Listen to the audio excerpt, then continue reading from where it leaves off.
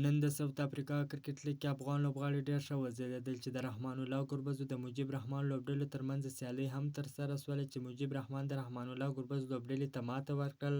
په دغه سیالۍ کې رحمان الله ګربز ډېره په زړه پورې توپونه ترسره کړل. نوموړي په 29 توپونو باندې چټکې 42 منډې جوړې کړلې او داسې مجیب رحمان بیا هم په توپ اچونه کې ښه وځلیدی چې په 4 اورونو کې 28 منډې ورکړلې، 2 مهمې ویکټې یې هم ترلاسه کړې او بل بیا رحمان الله ګربز په 100 اوریزو لوبو کې 15,000 منډې هم پوره کړلې. رحمان الله ګربز ته دې ډېر مبارک وي.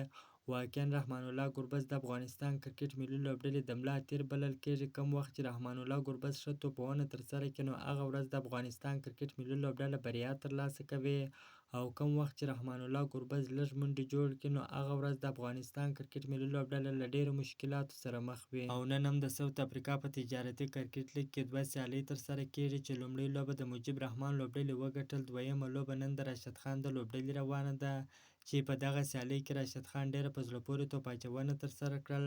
نوموړي په 4 اورونو کې 33 منډې ورکړلې چې په اخري بال سره یوه مهمه ویکټ هم ترلاسه کړل.